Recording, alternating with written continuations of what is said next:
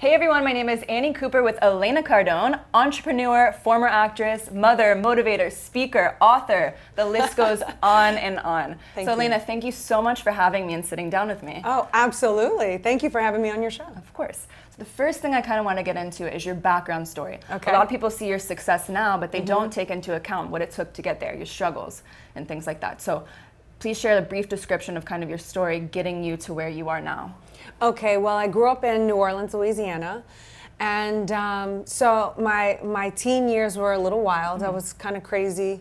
I had several friends die just because that was the world I was in. It was like really rough and drugs, alcohol, surrounding that comes a lot of problems. Right. So at 17 years old, I decided I needed to get out of that environment and I wanted to try to make something of myself. I made a decision, either I'm going to stay here and just completely go down the tubes, or I got to get out and make something of myself. So at 17, I moved to Los Angeles to attempt to become an actress, and I did. I was successful. I never obviously became a household name, but I did work enough on multiple sitcoms, soap operas, a couple of movies here and there, enough to survive well for an actor, because most of them don't make money. Right. So, so I did that for a number of years, and then met Grant. And then I traded all of that in order to trade up, and I attempted to create this empire that I have actually succeeded at now. And but at the time, I didn't know that was going to happen. Okay. But I gave all that up on the chance that it would. And so now I've just built and focused on the empire that my husband and I are creating now, and going to that next level. So cut from this girl, this wild chick from the streets of New Orleans that did drugs and alcohol, now to the other side of truly a woman, what I would consider in a power position, and a mother, and drug and alcohol free, and just really trying to make a difference for the better on the planet now. What made you get out of that drug and alcohol stage to kind of shift your mindset and shift your whole entire life? Well, I had reached a point, because when I left at 17, I went to Los Angeles, and it had gotten better, but I still recreationally partied. I called it partying, not using. Nothing wrong with that. Yeah, so I partied for a number of years, and then I think I was in my mid to late 20s, and I had only hit a certain level of success. I had bought a house, a car, but I could never maintain it. I could never hold it. I would go up, down, up, down, up, down, and I finally reached a point where I said, well, I've only known this life, because I smoked my first joint when I was 13, on my 13th birthday. So I had never, from 13 to, I'm guesstimating right now, to about 26, 27, maybe 28, had not known a life without drugs or alcohol. And I could never push beyond where I was trying to get from. So at that point, I made a decision. If I eliminate drugs and alcohol, maybe that's the one thing that I need to eliminate to discover something new in myself that will actually allow me to get through the ceiling and go up. So that was the one thing that it took to get me to elevate myself to the next level. And it turns out that was one of the key components that was holding me back and keeping me small. Wow. So what made you move to Miami when you met Grant? Well, we lived in Los Angeles for a number of years. I wasn't ready to give up my career for maybe the first 6 years of our relationship. So I made him stay in Los Angeles. And then when we really figured out how to become a team, because I was still operating as me as an individual, not us as a team.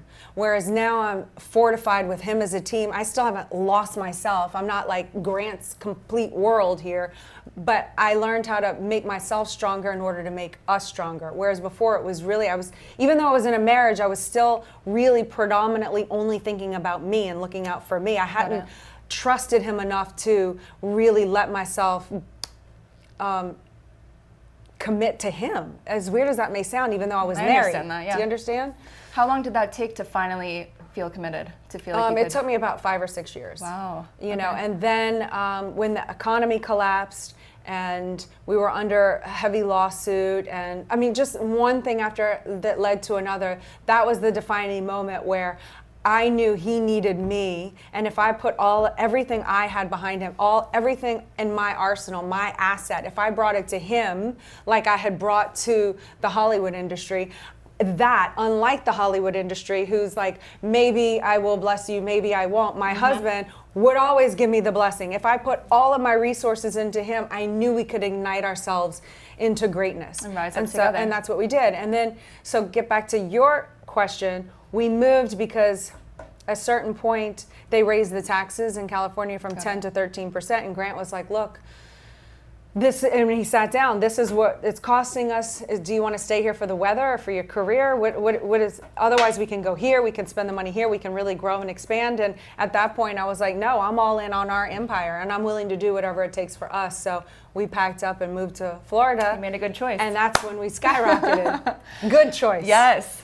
Besides the weather sometimes, but. I don't even mind. I'm a Southern girl. I don't mind heat. I don't mind a little rain. I like it. There you go. Yeah. So being an actress and moving into a completely different space, is the rush that you felt from being an actress similar to the rush that you feel when closing a deal? Yes. Technically Grant closes all the deals and does all the negotiations, so I don't feel necessarily the high that he might feel, but I feel the high of when we have assets to our portfolio and we've hit big targets. Like, yes, the rush is very similar to the acting world. When the thing that's exciting about the rush of the acting world is when you do something, for me, if I did a scene or an audition or something where I really had to expand myself and then I hit the target, it would make me feel good. I was like, wow, like now I'm even more extroverted as a person. Like now no one can stop me. I'm powerful. Like you're like, I did this. Yeah. And so I experienced that over and over and over, even more so in our world because I have the opportunity to have more victories. You know, in Los Angeles it was maybe 4 or 5 accomplishments a year. Here it's like, oh, I have this one, and then you got this one, and now I did this one, and now it's like, you know, I can get this momentum thing going that just feels really good. It's like an adrenaline rush. It is an daily. I love adrenaline rush. Yes, it is the best feeling. It honestly. is. That's the whole fitness thing. Yeah, I know. That's what it's all about. Yes. So being a woman in power, was it tough to transition into a more male-dominant space in entrepreneurship and? Not really. And it's probably because I go oblivious, because I don't have my attention on it. Okay. So I know a lot of people have their attention on the male-female thing. I always look at statistics. Do I have a statistic in an area? And that dictates to me whether I have confidence or lack confidence. I never perceive that someone is looking at me as inferior or not intelligent or whatever just because I'm a woman. Like that doesn't cross my mind, even though it might be happening. It just doesn't register in my universe. That's good. In my universe, I think everyone just kind of sees me equally as to what my product is and what I can bring and present to the table. And I don't know, fortunately I feel like I haven't been discriminated against in that arena. I mean, certainly I've seen things in the Hollywood industry, but in this industry, even though it's very vicious, it's nothing. I feel like the Hollywood prepared me. I mean, Hollywood prepared me for this life. You have all the confidence in the world now, I'm sure. I have a lot of confidence. I still get hurt, but yeah, I have observation. I just have skills that I've learned from Hollywood that have carried over into this world that have really helped me. Good. Yeah. Well, that's amazing. So you've met a lot of successful people with acting, with your business now, and just in your day-to-day life. Is there a common trait that you see from these people, maybe in yourself, that leads to their success? The number one thing I see is there's a drive in people and a hunger to continue to fight and strive for greatness, and they're obsessed. These people are all obsessed. They want more, they're unapologetic, and they're never satisfied. So you can have one great accomplishment and it's like, great, what's next? It's never, let me sit and relish on that. For very long anyway. That's the common thing I see over and over and over again. It's never enough. So you think it's not about, or do you, the passion in it, or do you think it's more about being focused and driven? I think it's both. I think they have the passion and the focus and the drive and the discipline. It's all of it. It's like martial arts. You know, that's why I like martial arts so much. Exactly. It's got it all. I think if I would have started martial arts as a teenager, I think I'd be really good. I say it all the time. If I knew the technique and understood it, because of the mind game that martial arts is, and just it's so similar to the entrepreneurial world. I see them as the same. Wow, that's interesting. Yeah. So a lot of people are chasing money, money, money all the time. Do you think with your success now that money contributes to happiness? Why or why not? I definitely hate when people say money won't buy you happiness. And Grant says this. Grant says money won't buy you happiness, but it will buy you an airplane. It will buy you a car. It will buy you a watch. Look, if you're not a happy person and you don't have yourself fulfilled and you don't know who you are, money's not going to make you happy. But if you are fulfilled and you are striving for greatness, money is only going to accentuate that. So, you know, it never gets old. Every single time I board my brand new G550 plane, like every single time we take off, I'm like, oh my God. This is amazing. This is amazing. It never gets old. So is that money? I don't know. Is that a sign, a symbol in the physical universe that's like, this is your reward for every decision that you've made and every sacrifice that you've made that you've done right? I don't know. But I love money. I don't think there's anything wrong with money. I think you should chase money. If you want to build an empire, you need money. We live on an economic planet. You cannot walk into Whole Foods and get your kid a box of diapers with a hug. So there's nothing wrong with money, and the bigger you want to grow, the more you're going to have for resources and to include people in it. So I have no buttons on money. I think money is a very good thing, very good thing.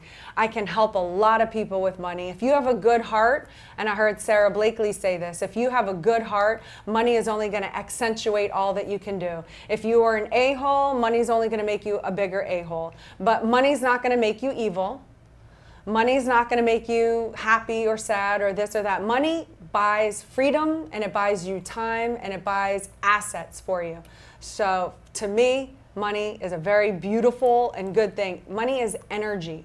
It's to be used. It's not to be hoarded. It's not to think it's the God Almighty. It's energy that's to be used for products and services and to circulate through economies and to get you moving to other levels. So that's a really great way to put it. Yeah. And also I think it takes away the stress so that you can focus on other things. Yeah. Besides worrying about, oh, do I have money today? That's right. Today? That's right. Yeah. And those are sacrifice phases. You know, in the beginning, I was in a sacrifice phase with Grant when the economy collapsed, when we were under lawsuits, when just everything that could go wrong went wrong in 2008. Wait, I forgot what I was saying.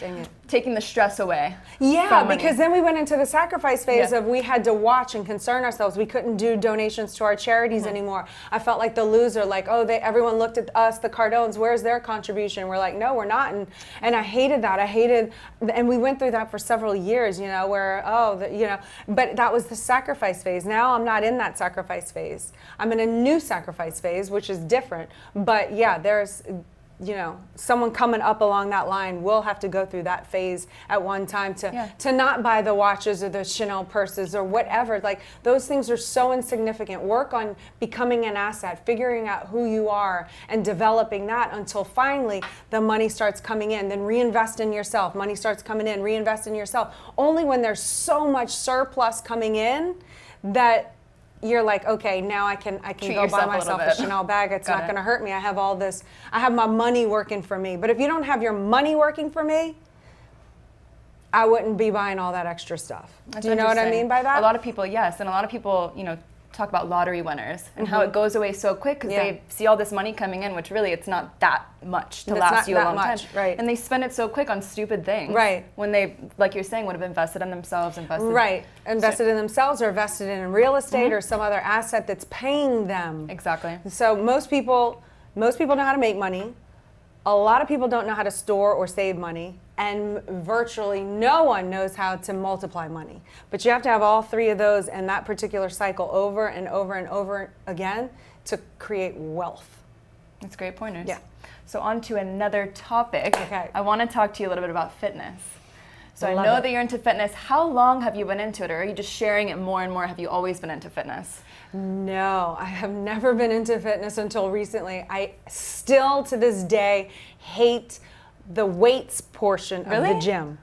I do not like it. I complain. I'm horrible. I'm like, please don't tell anyone. Everyone thinks I'm like, you know, great gym person, but I'm miserable. I complain when they want me to do reps, and Grant really gave me a yelling at. So I've been trying to be better with my trainer on the gym. And I never did gym. When I lived in Los Angeles, the look back then, and I was modeling too, the look back then was super skinny, kind of ballerina body, so I never did weights. I only knew cardio, so I can run in a treadmill in the gym, I do Stairmaster, I can do run on the beach, I can do cardio all day long, but weights, I never knew about that stuff. Wow. But I did weights, I did cardio and then no eating, and then I was like skinny, And then a year and a half ago, I went into KO Zone, which is mostly this kind of MMA gym. I've seen it, yeah. It looks cool. It's so cool. It I want to go. Smells terrible. I don't know why I keep going back, but I love it. And I never complain about the upstairs part of the gym, which is where all the rings and the octagon are and the fighting. Like, even though I feel like I'm dying sometimes, I'm going to puke, I can't breathe, I love it. I won't complain about that part. So I don't know what it is about that I love so much versus the weights. Yeah. But they say I need both. Anyway, yeah, the fight training is just exhilarating. It's a complete rush. I feel like it's helped me in the entrepreneurial world to calculate my moves better, learn how to smile, learn how to take a punch metaphorically, calculate my move. What am I going to do for my counter? When do I do an automatic counter and when do I think about it? How do I get into the mind of the other person? You know what I'm saying? Yes, I was going to ask you about that. It's helped me on all of that in life. And then it's like such a great stress reliever. And it's the only portion of the day that I have that's just mine. That's it. How do you manage your time with that? How do you fit in a workout? Regular people in general have times fitting in workouts. How do you do it? Well, my alarm goes off at 4:50 and I press snooze. And then it goes off at 5 a.m. How many alarms do you set? One. Okay. I set one, I hit snooze, and when it goes off the second time, my feet hit the floor. Okay. So at 5 a.m., I'm getting out of bed. Do I want to? No. Is it still dark out? Yes. Do I get out of bed even if I've only had 4 hours of sleep? Yes. But I don't promote that. I'm not one of these people that's like, go, go, go, go, don't get sleep. I think sleep is very important. Good. If I need to take a nap, I take a nap. I am ashamed. I don't like anyone to know. Way. I feel very guilty about it, but if I need it, I do it. I think it helps so much, even 30 minutes. That's all I need. Yeah. 20, 30 minutes is perfect. I feel like an hour makes you groggy. Yeah, yeah, that's a little too much. Yeah, no, 20, 30 is perfect. Exactly. So I get up at 5 in the morning, I do the gym first thing, and then I'm here at the office around 9:30 every day. Do you feel more energized after working out, or do you feel more tired?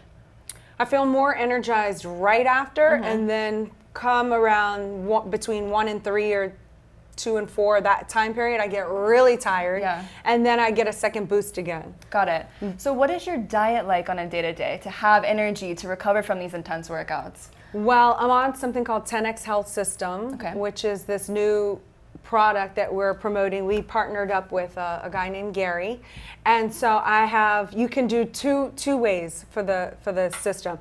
I had all my blood work done, and then I have customized pharmaceutical grade vitamins specifically made for me. So like I was lacking in, let's say it was K3 and whatever. So I have all of that specifically made for me. Okay. And so I take those every single day. Plus I have amino acid peptides, I think, that's in a shot form. I do that 3 times a week. And so I've been on this healthcare system. So, I mean, I didn't know that really contributes, to, like I was borderline anemic. So now I've incorporated a little iron. That's helped me. I'm a pescatarian. I don't eat meat. So, it's just, and then learning different things like about your body. I didn't know I had low testosterone. I didn't even know women had testosterone. That's so common. Did you? Too. It's very common. Well, I didn't realize that as you get older. You're not old. What are you talking about? There's a protein in my body that eliminates the testosterone. But if I had gone to a normal doctor, they'd want to give me testosterone, like some hormone therapy thing. But I was able to work with him to just handle the protein that was eliminating it from my body. And then he also had me take a little DHEA. And now I have normal testosterone. So Just so, because I know y'all were all dying to know that. But it was funny because when I was in the gym with the guys, I was joking and I was like, you know, as I'm fighting them and sparring, I'm like, just wait until my testosterone kicks in. Then I'm gonna kick your They're probably like, oh shit. They're like, they just die laughing. They're like, how did this thing end up in our gym? You know, because I watch them. They're on UFC fights. They're the ones you can watch on TV. Yeah, the major guys trained those kind of guys. Oh my you know? gosh. And then here I am, like, you know, the first time I walk in, and they're trying to teach me the tap, you know, the choke out. Well, no one told me you had to tap to go out, like to let him go. Yeah. So he's tapping. I thought he meant do it harder. Oh my God! So you started choking him harder, and then he's going even more. And then I was like, "Oh right, hey, that's let a good go." self-defense tactic, though. You might need to use that one day. Yeah, I'm like, yeah, that's what I thought you meant. Yeah. So by getting into that type of working out, was it because that you didn't like the weights that you were like, what else do I do? No. They made me do the weights. I never went in there for weights. I went in there just for the upstairs, you know, for the Muay Thai and to try to learn Brazilian Jiu-Jitsu. So I only went for that. And then they were like, you're at a point now where you need to have muscles and to protect your joints from the power of your kicks and this. Exactly. They make it make sense. They probably just wanted to hit me with some more dinero to get me on some weights. But whatever. I like it. I like the results. But no, I did a tactical shooting course because I'm a competition shooter, but I had never trained in the tactical world. Okay. So I show up at the tactical world and they throw me through some rigmarole fight sequence. I had never thrown a punch in my life. I didn't even know how to throw a punch. I ended up stress fracturing my wrist trying to punch the guy. Oh my God. Not even like getting hit, like trying to hurt somebody else. I hurt myself and they're like laughing at me, like they think I'm hilarious. So in that moment, I realized I actually have a major deficiency and I'm weak in that self-defense area. And I knew at that moment I did not stand a chance of escaping if something were to happen in the real world. Like, not a chance. So once I healed up, I went to the same guy that I broke my hand on and I said, can you train me? Teach me how to fight. So I walked in terrified because this is a real you guy probably thought gym. It was going to happen again, too. I didn't know what to, I was like, I walked in, I said, my husband said, if you break my nose, I'm never coming back. There you go. You better be careful with that. They've been amazing though. Like I thought, I really thought they were going to be judgmental. Like, oh, who's this girl thinks she is coming into this gym to try to train? That wasn't like that at all. They have taken me seriously, even though I have been a joke since the day I walked in. They take me seriously. They train me for real. They treat me with respect.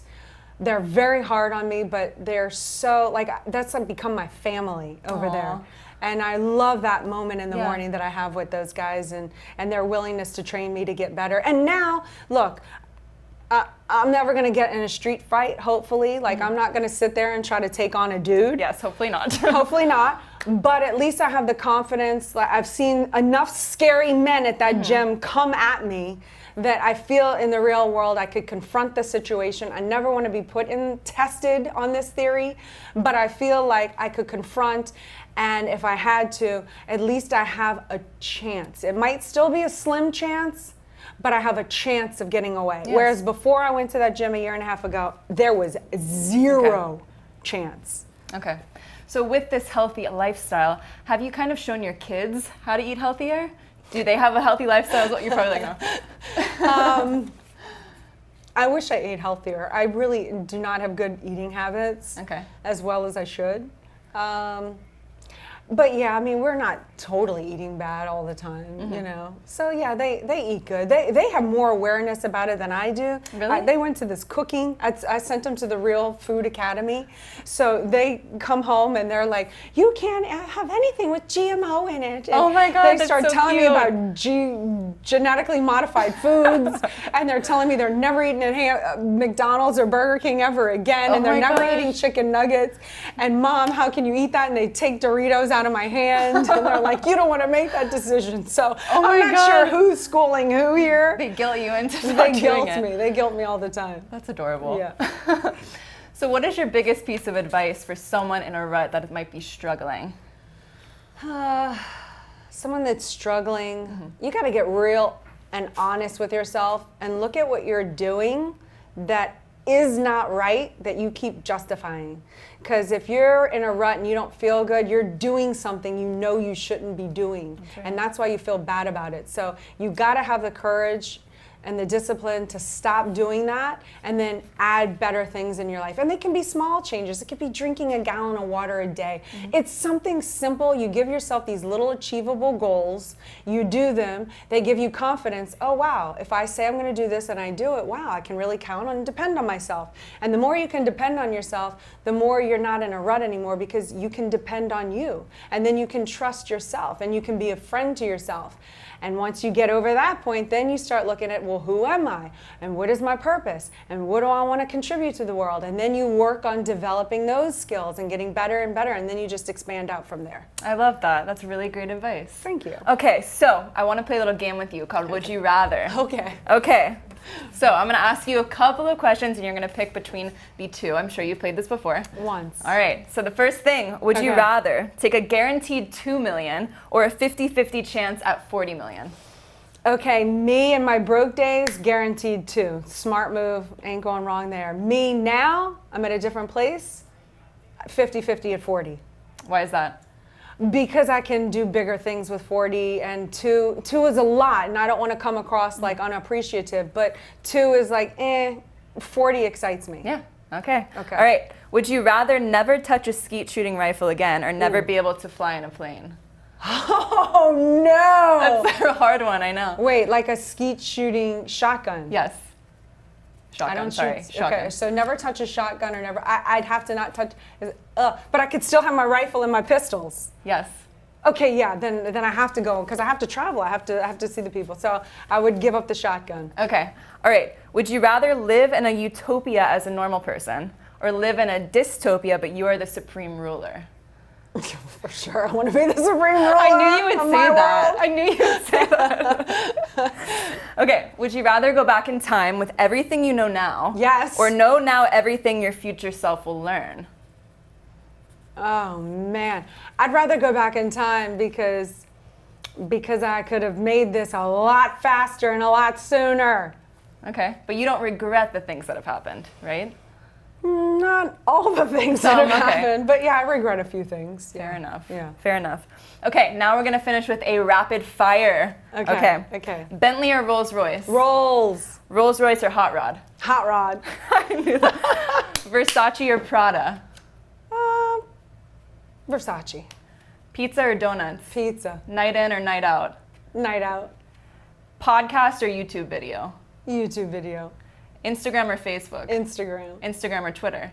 Instagram. Instagram or YouTube? Instagram. Okay, well, thank you so much. Oh, awesome. That's it for the rapid fire. So is there one last thing that you would like to be remembered by? In all of your success and all of your journey, what's one thing that you want to be remembered by? I want to be remembered by that I was an empire builder, not only for myself, but I helped other people build their empires. So if I was remembered by, if someone were to look at me, a mass group of people preferably, that said, that girl, that woman, she helped me, she made a difference, I could rest in peace. I love that. Well, thank you so much. Thank I you. appreciate you having me. Thank you.